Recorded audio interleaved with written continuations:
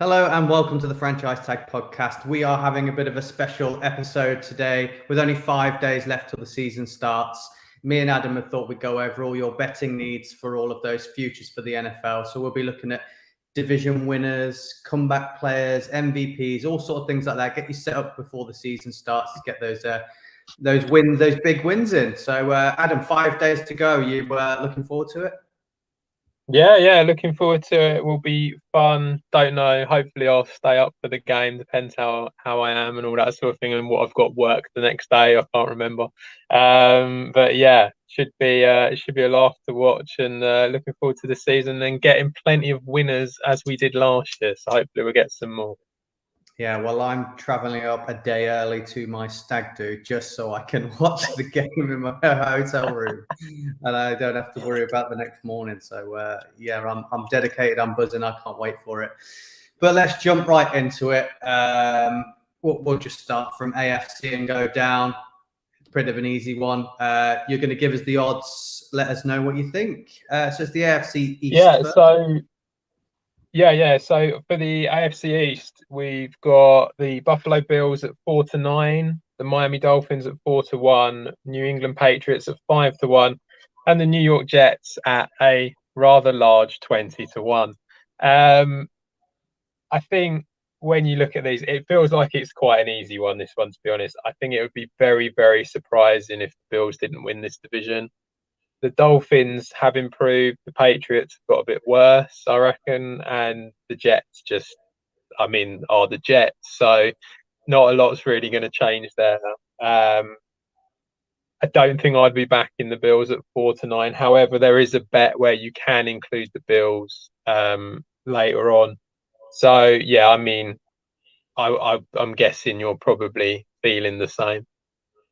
Yeah, I mean, unless you're lumping them into a big accumulator with all the other winners, I still don't. I think there's a lot of AFC teams that the odds are going to be really short on them to win. So yeah, even lumping them in, I don't think pays back loads. But it's the Bills. Bills winning that one. I wouldn't waste your money on and trying to be clever in that one or anything else. So if we move to the AFC North, then we've got the Cincinnati Bengals are favourites at 7-4. The Ravens are 7-5. Pittsburgh Steelers the Cleveland Browns are 7-2, and the Pittsburgh Steelers are 9-1 at the moment with Bet Victor, which was a little bit of a surprise. I'm surprised that the Browns are as short as they are. I do wonder if that's maybe they haven't taken into account everything with Deshaun Watson, because it just feels like it's a very short price. But yeah, I mean, to me, for that division, I think it'll be close between the Bengals and the Ravens. But as we spoke about when we did the AFC North preview, it feels very much with the Ravens that they just keep on getting injuries all the time, and you just sort of wonder whether that's going to harm them. Yeah, they're definitely going to be relying on making sure they stay healthy for the whole seasons, whereas I think Bengals have got a chance even at rotating and keeping people healthier. So I still think their squad's good enough to get them through in that division. Again, we discussed it on the show the other night. I think the Browns are probably finish bottom in that group. So I'd keep away from the Browns, and then Steelers again, just hover around in the middle. So yeah, it'd be Bengals for me to top that one as well. Yeah, I think 7-4 is not an awful price, but I just feel like, given that you've got the Ravens there and they have, if they can keep everyone healthy, they do have the potential to create a bit of, chaos in that division. So it's 7-4 is not an awful price, but it is a little bit short for the Bengals. Moving on to the AFC West, we've got Kansas City Chiefs at 7-5, the LA Chargers at 12-5. Denver Broncos 11-4, and the Las Vegas Raiders at 13-2 as the outsider. Now, when we spoke about this for the AFC West preview I came out and said I think the Chiefs will win it. Having said that, I do understand that I think it's going to be very tight between the Chiefs and the Chargers, and I do think the Broncos are going to have a big say in it as well. Based on the odds, for value, the LA Chargers at 12-5 seems like a decent bet, because I do think it's going to be very close. And a lot of people feel that this is the year that the Chargers are going to make the difference, get into the playoffs. And they've made such a big leap on their defense that it will be almost, you would expect them to win more games. So I think because of that, the 12-5 on the LA Chargers feels like quite a nice price. But it does scare me, because I just think it's so stacked in that division that you just don't know what's going to happen. Yeah, they've all got to play each other twice as well, which is going to make it interesting for where they all finish. That's definitely the division that's messing up your accumulator if you're taking a wild stab in there and adding a team, because for me it's between Chiefs, Chargers, and Broncos. I think who's going to top that. I think when I quickly did a bit of a season predictor, I think I had the Broncos and the Chargers joint top. I think Chargers ended up being top on wins within the division, but Broncos equally. It could sway either way, couldn't it? So I think the Broncos are third favourites in that division. I think they've got a real good chance. I don't think the Chiefs roster's strong enough to compete with those two rosters. We've seen it before in the past with the Chiefs, that if things don't quite go right, they do drop off a little bit. They don't maintain that force that they are when they are all fully fit. So I don't know. I think Chargers or Broncos for that one for me, looking at the schedules. Yeah, so like I said, Chargers are 12-5, Broncos 11-4. So they're both kind of like around that 5-2, 11-4 mark. So I think they're not bad bets. The problem is it could go either way. That's the issue. Yeah, I mean, right. I finally, don't have the Raiders either. I don't think you can completely count them out. We think they are the weakest team in that division, but I still think they're going to finish with a strong record. Yeah, I think they probably will, but I think that division is just so competitive that I think they're the ones that are going to sort of like just be it. Their whole roster is just slightly off, I think. Mm-hmm. Finally, the final division for the AFC, we've got the AFC South. So we've got the Indianapolis Colts at 4-5, Tennessee Titans at 8-5, Jacksonville Jaguars are 7-1, and the Houston Texans are 28-1. When it comes to this division, for the last few years, it's kind of been a bit of a two-horse race, and I feel like nothing's really changed for this season. I think we're looking at the same thing again. The only difference with it this year is I feel that the Colts have improved a little bit. They've got a better quarterback in Matt Ryan than what they had last year. The Titans have got a little bit worse. They've got rid of AJ Brown and traded him away. So it kind of feels that the Colts are probably fair favourites at 4-5, and that they're probably the ones that are gonna go along and win this division. It's like they went 9-8 last year. I think, like I say, they've got the better quarterback. Feels like they've got a slightly stronger offense as well, with the likes of Alec Pierce there and Michael Pittman stepping up. So yeah, I think at 4-5, I know it's odds on, but it's actually, I feel like it's probably out of all the odds on ones that are out of the eight, I feel that the Colts are the one that's kind of the biggest price and also likely to happen. Yeah, I think Colts should top that. It's theirs to lose. They should be winning that division. If they don't, they've lost it themselves.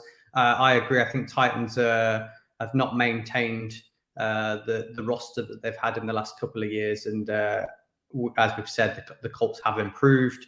Great defense. They should be winning that one. They should be winning it with a couple of games left to spare, I think. And yeah, Texans and Jags, I don't think are gonna compete with those two. So yeah, I'd probably lock the Colts in as a definite win there. I've just had a little look. I just had a little look on my end. I just had a little look on my end. If I went for the four teams that I've just said that I had winning, it's 22-1. It's not bad. Yeah, exactly. This is the thing, and you can sort of like pick them up and put in little accumulators of stuff like that and get decent odds. I do think that the Jags will improve, I must say, but I just don't think they're going to be they're not in the conversation to make the playoffs or win the division this year. But I think that they've definitely got a strong chance of improving. So as we move on to the NFC, so we've got the NFC East. I know your favorite division as the Giants fan. We have got Philadelphia Eagles at 7-5, Dallas Cowboys at 13-10 favorites. Then we've got the Washington Commanders at 5-1, and finally the New York Giants bringing up the rear at 8-1. I think anyone who's watched us over the last few months should know that I pretty much nailed my colours to the Eagles this year for winning this division. I think they've just got a better squad now than what they had before. I think that the Cowboys haven't replaced in the right places. They've lost Amari Cooper, which is a big one off the offense that they've lost. Michael Gallup isn't 100% fit yet. They lost La'el Collins, came off of the line. Who was the guy, the O-line guy who got injured? I've completely forgotten his name again. Aaron Smith. Yeah, Smith. So he's gone. These are big players that they've lost, and I just don't really feel like they've replaced them. Whereas I feel like the Eagles have pushed on and have brought in players like AJ Brown. They've drafted well, and they're making moves all the time, which I think goes to show that they want to actually progress and win the division and move on. I don't really know what's going on with the Commanders. 5-1. I wouldn't be going anywhere near it with that division. And the Giants are 8-1, who I feel like they're doing the right things. As I've said before, I do feel like they're doing the right things. I just think it's too early. So I just don't think they're going to be getting near it this year. But give it a few years. If you keep doing what you're doing, I think you'll be all right. But yeah, I would be going for the Eagles. And at 7-5, it is short, but most of them are in this sort of betting. But 7-5, odds against is pretty decent. I'm still surprised that the Cowboys are the favourites to take that division. I thought Eagles should be the favourites. I mean, it's very close. Yeah, but I think the Eagles will take it comfortably. I don't think. I think the Cowboys could be in a bit of a mix with the Giants and the Commanders of who's going to finish second by the end of the year, with the injuries and not knowing what the Cowboys can do with that team. I think Eagles win it clearly, and then there's a bit of a fight between the three for the rest of the positions. So I think it's I think it's a safe bet on the Eagles. I do. Yeah, I mean, as we said, I think the Eagles are definitely the ones, and I don't know if the Cowboys are going to drop off that much. I do feel there's going to be a little bit of a gap, but they have struggled to replace certain people, and they are going to struggle, I think. Right, the NFC North is our next one. So we've got the Green Bay Packers at 1-2, Minnesota Vikings 11-4, Detroit Lions 10-1, and Chicago Bears at 12-1. Now, we only just did the North previews, didn't we? And I think we all sort of decided that we felt the Packers were going to win this relatively comfortably. I think the Vikings will make it a little bit closer than what it has been in the last few years, but I can't see anything but the Packers winning this one. And when it comes to the Lions and the Bears are just a mess. And the Lions are going the right way, but it's too early. Give them a couple of years, maybe. But yeah, I think the Packers at 1-2. A lot of people will probably include it in accumulators, I would have thought. Yeah, definitely. You've got to. They lost one receiver. Yes, he's one of the best receivers in the league. But for the first time ever, you've managed to replace him with what looks to be three great youngsters. So it could be interesting. I think they're a force to be reckoned with. I think they'll be. We'll be seeing them deep in the playoffs as well. Whether they can get over that hurdle, I don't know. It seems to be your downfall lately. Probably not. No. So yeah, I think Packers win that quite comfortably. If you listen to the show that we did the other day, I've sort of championing them to be up there with the Rams as 1-2 for the whole of the NFC. So I think Vikings, going to have a better year, going to be strong. The other two, just still trying to work it out. Right, so moving on to the NFC West, we have got the Super Bowl champions LA Rams at 5-4, the San Francisco 49ers are 15-8, Arizona Cardinals are 130, and the Seattle Seahawks are 16-1 to win the division. I think, as we've said with a couple of these divisions, in fact it feels like there's two. There's sort of like in a lot of these divisions, it feels like there's two that are contenders. I think the Rams are an obvious one. We feel that they're probably going to just do what they did last year. So at 5-4, I do feel like that it is the sort of like the lower price, but at the same time it feels like what's going to happen as well. It would be, to me, it'd be a little surprising. I do like the 49ers. I've said it for the last, which is very strange for a Packers fan to come out and say, but it's something I've said for the last couple of years. I do think they're a good unit, and the one thing they've been missing is the quarterback. And I think Lance could, he could push on and do really well. I just wonder if it might be a year too early for him. It's just, he's starting out really. So I think 5-4, your odds against, if you want to have a bet on a team to win a division, the Rams are definitely the way forward there. The Cardinals, I just don't think they've got the talent really, to be honest, that's on that roster. And we all know that the Seahawks are a bit of a mess at the moment after trading away Russell Wilson. So yeah, for me, the Rams 5-4 is a pretty decent one. Yeah, I think we all know that the Cardinals, doesn't matter how good a start they get off to, they can't. Cliff Kingsbury can't close out a season, can he? So they'll just drop off. I wonder if that's a bet you can have, them to be top and then drop off. Yeah, I think I'm quite surprised at the odds for the Rams. I think they're quite strong for a team that's, I would say, is favourite to go back to the Super Bowl again.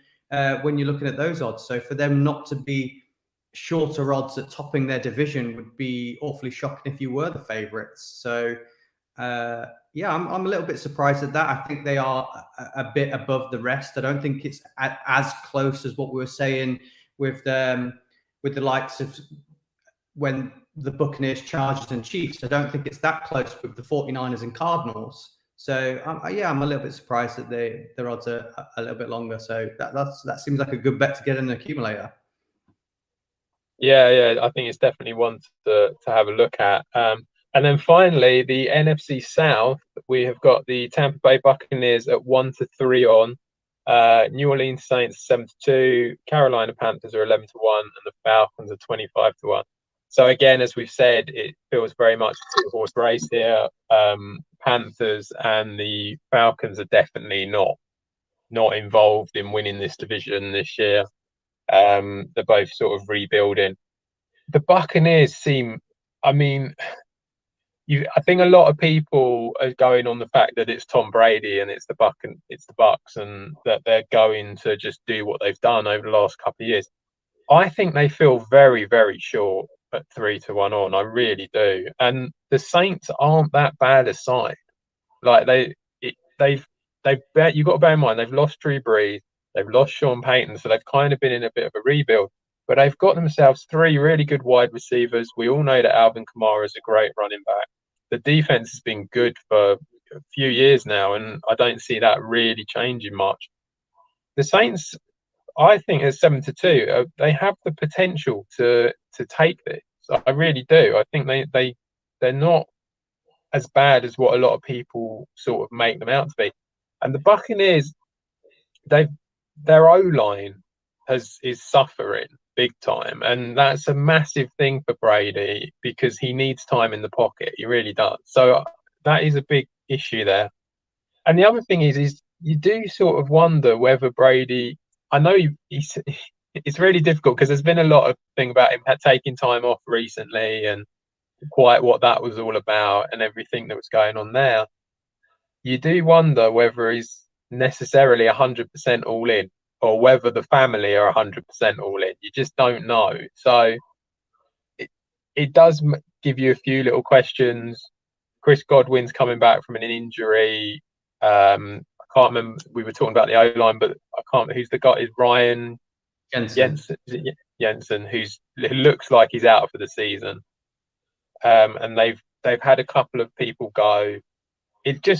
I'm not saying that I think it'll be close between the two, and I just feel that the odds don't represent that.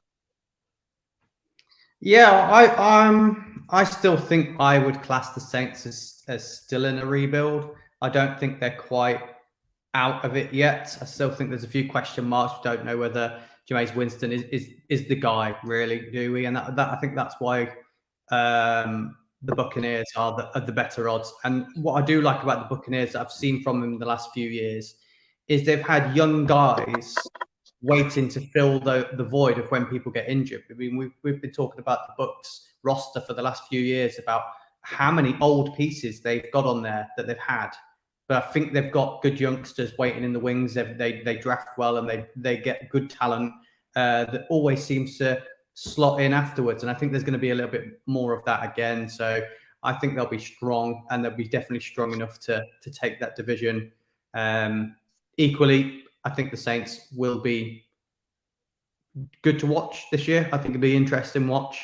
I just don't think they're strong enough, and I think they need a year before they can compete for that division. But with the pieces they've got, they could be competing very soon in the future.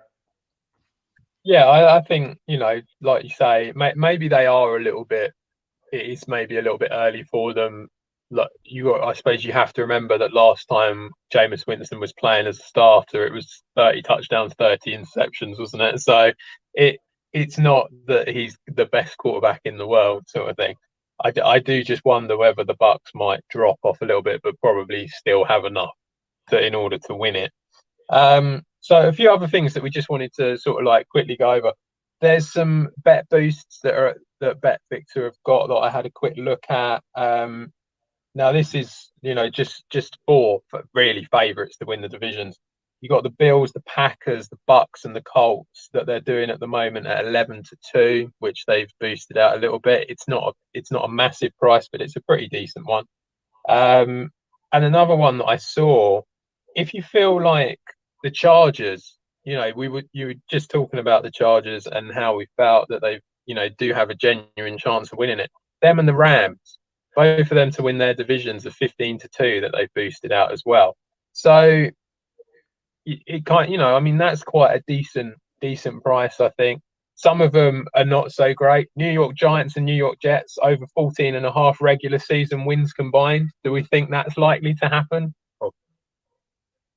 I think 10 at the most at 10. Yeah, I wouldn't be looking at 15 for that. So I'd be avoiding bets like that. But yeah, I think that there's some there that are worth having a look at.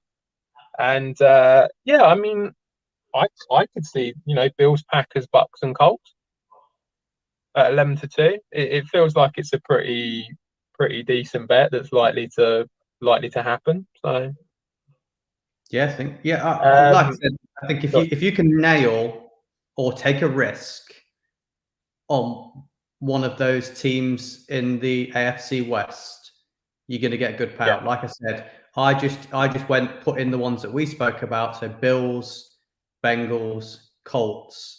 I put in the Broncos, but you could put in the Chargers. The odds are still going to be good. It came out at 22-1. So yeah. If you want to take a risk and you're confident on one of those teams in the AFC West, I think it's well worth taking those other three that we were very confident about. Yeah, definitely.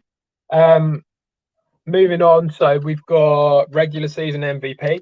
So that's another one that we can look at. I mean, when it comes to the MVP, it does kind of feel like it's whoever has the best record over the season, their quarterback seems to be who has it. So, I mean, Josh Allen is favourite at 7-1. You got Patrick Mahomes at 8-1. Tom Brady's 9. Aaron Rodgers, Justin Herbert are both 10-1. I mean, there's some decent odds there. I feel like people like, Justin Herbert at 10-1. It's a decent price, but I just wonder whether there's going to be too many games that they're going to lose. I've not heard you say Matthew Stafford yet. Are the odds quite high on him? Just looking at mine, just looking at about 14-1. So he's 16-1 at the moment that you can get. We know he's going to put up good stats. We said they're going to top the division. We said they could be favourites, one of the favourites to go to the Super Bowl again. I think the problem is it's not just about topping your division. It's that you have to kind of top your conference, don't you? I mean, that does seem to be how it works. It's like the reason that Rodgers got it was because the Packers have topped the conference or been near to it the last couple of years. I don't know. I mean, yeah, Stafford's there at 16-1. I think the problem with Stafford is probably Cup. I think a lot of people probably feel that Cup was the reason that they got as far as they did, or Aaron Donald was the reason that they got as far as they did, rather than Matthew Stafford, which is a little bit harsh when you sort of think, you know, they never got to the big game, and then Stafford came in and they did. So it feels a little bit harsh, but it's a difficult market to really do. I mean, there's some bigger odds in it. That's because it's difficult. I mean, you're dealing with basically, isn't it, 50 people vote on it? You know, this is what you're dealing with. So it is a bit of a difficult one. Obviously, Josh Allen feels like an obvious one, but he's only 6-1. Yeah, I mean, I look at it and I just sort of think I kind of get him. I do like if Brady was to have, if the Bucks were to have a good season again and get another 12-13 win season, I do wonder if it might go to Brady, especially knowing that, you know, this kind of is the last year as well, or what it feels like anyway. So I do wonder if it might go there. But yeah, I mean, to me, it just feels so heavily weighted towards Josh Allen. I think I would go as far to say that you might be looking at one of those dual threat quarterbacks going for it, because they do so much for their team. I think not only you going, oh yeah, they've completed this amount of passes, they've thrown this amount of touchdowns. You then go in, well, what have they done differently? And when you add in like so many 100 running yards and top that with like 10 rushing touchdowns, I think that's the thing that kind of tops you over the edge. We saw Lamar Jackson get MVP with a similar style of season. Whether he can bounce back and do it again, I don't know. You know, it could be odds on that. He's looking at in the 20s. If they do have a bounce back season and he is lights up again, we've seen him do it once before. But I think Josh Allen is safe money, and I think those odds are pretty good as well, because like we said, he does it all. He's not just throwing, he's running as well. And I think that's what separates him from Brady and Rodgers a little bit. Yeah, Lamar Jackson is 20-1. So, you know, I mean, if you do feel confident that he is someone who can do that, then that's certainly worth having a look. So another one, obviously, it kind of feels a bit similar, to be honest, but Super Bowl winner. You know, who's gonna win the whole thing? Buffalo Bills are 6-1 favourites. Tampa Bay 15-2. Chiefs are 9-1. Rams 10. Packers 12. Chargers 14, and then you got the 49ers and the Broncos at 16, and then everyone's sort of bigger after that. Last year's losers, whether they can get back again, the Bengals are 20-1. So again, it feels that the Bills are just. It seems a bit boring, but it just feels like the Bills are so good. Like they've got such a good sort of team there, and yet it didn't happen for them last year. But at 6-1, yeah, or the year before, or the year before. But at 6-1, it does feel a little short, like to win the whole thing, I have to say. So I don't know. I was having a little look. I mean, the Rams, it's so difficult to win it again 2 years in a row, but you kind of feel like if there's any team that's sort of like been built in order to do it, it's the Rams.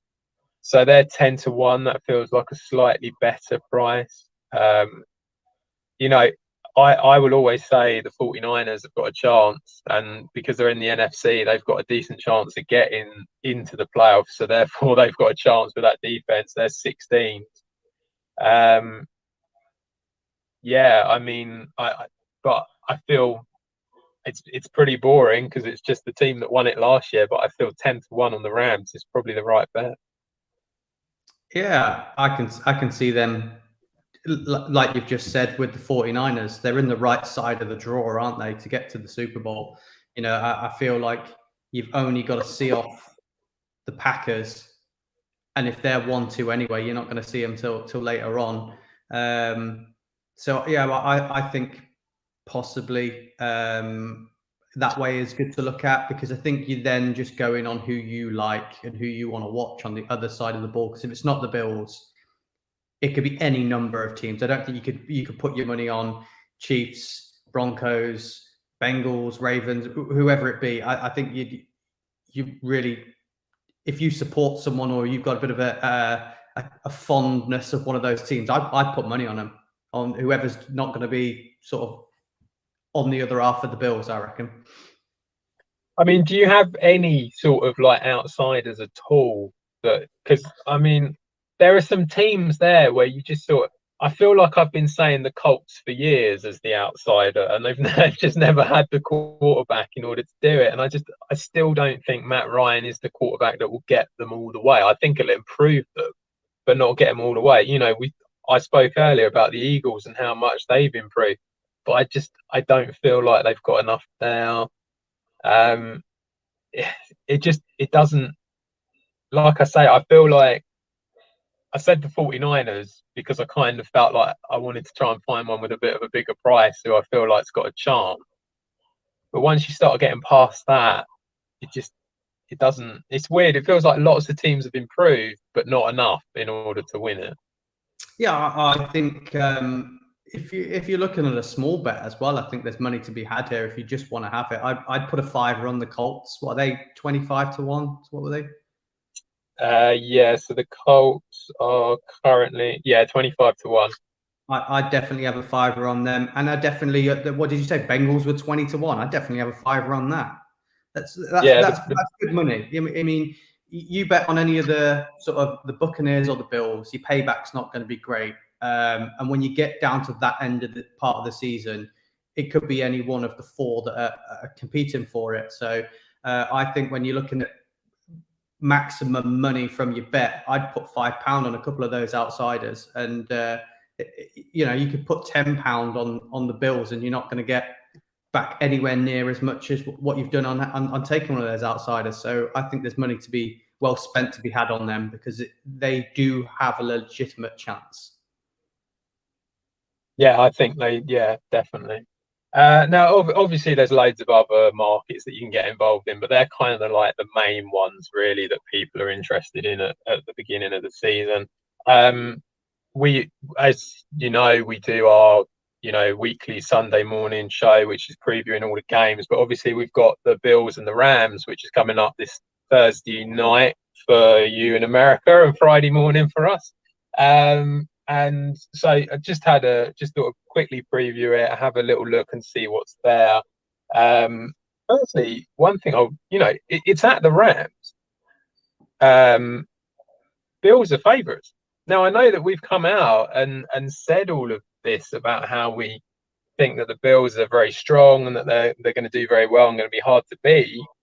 But I kind of felt like I've never known many Super Bowl defending champions open up the season at home and not be favourites.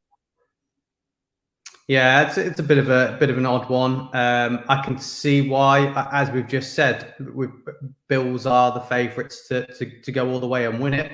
So everyone's putting them down as the actual strongest team in the NFL, against what the odds think are the fifth best team in the NFL, according to who's going to come up in the Super Bowl. So that might have something to do with it. I think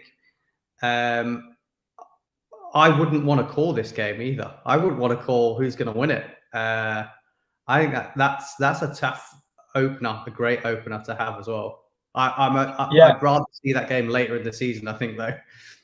Yeah. I think it'll be very close. I mean, the fact that you can get so on the handicap line, you've got the Rams plus 2.5, which you sort of think it's not great because it's not a field goal or more, so it's not the greatest number. But just the fact that they're getting anything plus makes you kind of feel like it might be worth a go at 10 to 11. I was having a quick look. Touchdown scorers is something that we always kind of look at because you can get sort of better odds for it and things like that.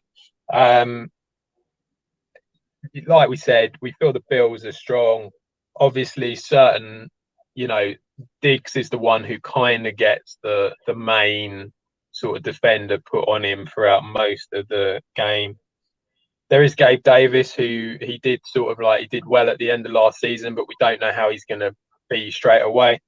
I feel like Dawson Knox is a value. He's 11 to 5 to score any time. I think that's definitely one that's worth having a look at because, he was quite a big red zone target for them last year. So I would imagine that the same will happen again this year.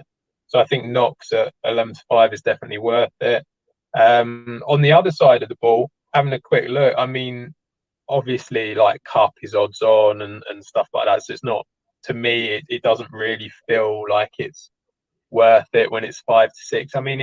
If you wanted to put it in accumulators, then it might work. But as it's like one-off Thursday night game, probably wouldn't bother. But the one that kind of seemed quite, bigger price that I quite like the look of.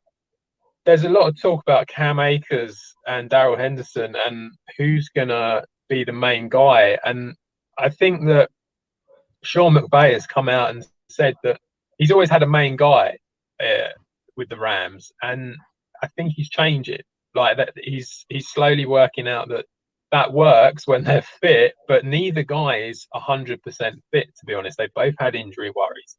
Cam Akers did not look the same guy when he came back from that injury in the playoffs last year. And I just feel that Henderson, I think Akers is 15 to 8 anytime, but Henderson is 4 to 1. And they do want to they want to establish that run game in LA, and they've shown that before. So I feel 4 to 1 on Henderson is probably the bet to go for. He's 5 to 6. The line is over 27.5 yards. I think that's something that he'd be more than capable of getting as well. Because I can see it being split. I can see them giving them 11, 12 attempts each. So I think because of that, I think the over 27.5 yards for him is certainly doable at 5 to 6. And yeah, I think there's a chance that he could get a touchdown at 4 to 1. Now, there's lots of rumours that Van Jefferson won't be fit for week 1. So that obviously they've got Robinson and Cup, but that leaves a third space open for another wide receiver. Now, am I going to have to listen to you go on about this? What's his name? Go on. I don't know. It depends on who you think I would say. I was going to say they had the highest performing wide receiver of the whole of preseason in their rookie Lance McCutcheon. Do you think that what he's done in preseason would give him a chance to maybe fill that spot and maybe get a throw towards him if the others are being covered? Do you think there's any value in that? For who? Sorry, I missed that. Lance McCutcheon, the rookie that's been lighting up preseason. He's not, McVay isn't afraid, is he, to throw out guys? He's always been happy to do that. So I suppose in that respect, you could see it happening. But I don't know. I think when you look at it for them, obviously you've got Cup, you've got Robinson, you've got Higbee.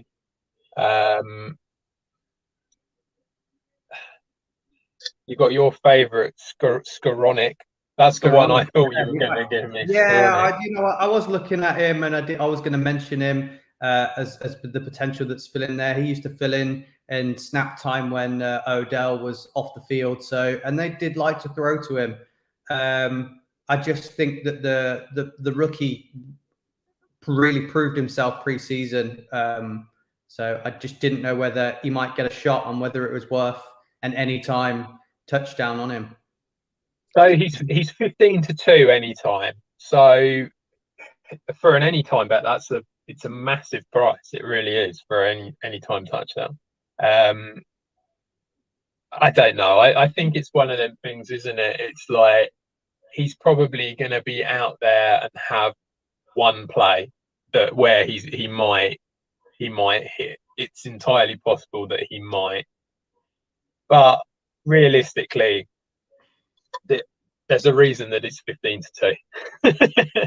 Yeah, no one So, really knows what he can do, they. So it might be a bit. no, true. I mean, it's true that at the very beginning, that they're kind of, you look at them and they're kind of going down the, the ones that happened last year and stuff like that, and what the they're sort of betting on the fact that things are going to carry on as is. But I mean, he might have a chance, but I just feel like that it's probably more likely that, say, someone like Higbee at sort of like a sort of 15-8, 2-1 kind of price is probably more likely to happen. Robinson Cup, as we've said. But yeah, I think, I don't know, it's possible, but I won't be backing it. Do you think there's any, looking at the other side of the ball on the other team, do you think there's any value in James Cook? Do you think he's going to get his chance? I've seen his odds are quite favourable for an any time. If I think he's definitely going to be used in the backfield for catching, and if you're worried about Allen using his legs, I think he's going to be out there and could be free for a little dump off, and he could be better than what we've seen from Singletary and Moss. Yeah, I mean, I think James Cook at 130 is definitely someone worth looking at. I mean, as you said, he's going to be used. It feels like Zach Moss has disappeared now. That's how it feels. So that's kind of what's coming out camp and stuff like that. It feels very much that Devin Singletary is going to be the guy who's going to start, and like at the beginning of the season, he's the one, and that James Cook is going to be involved. And I just wonder with Cook whether they might ease him in a little bit, whether first one he might not be there straight away. He might not get too many reps because of that, but I think very quickly, I think he's definitely someone that we are going to be mentioning quite a bit in a few weeks' time. I can see that he's definitely got the ability to. I wouldn't say he's necessarily going to take over the whole job at running back, but I do think that he's going to take a large chunk of it, and so hopefully they'll keep his odds nice and high for us. But you never know. Yeah. Well, hopefully we're on him and we've called it the week that he does step up and do big things. But yeah, I think that's all the main fields you got. Maybe comeback player is one that everyone likes to talk about. I know we've talked about it a few times in our group chat, but we can talk about that next week. That's not a problem. We can bang that in there as well.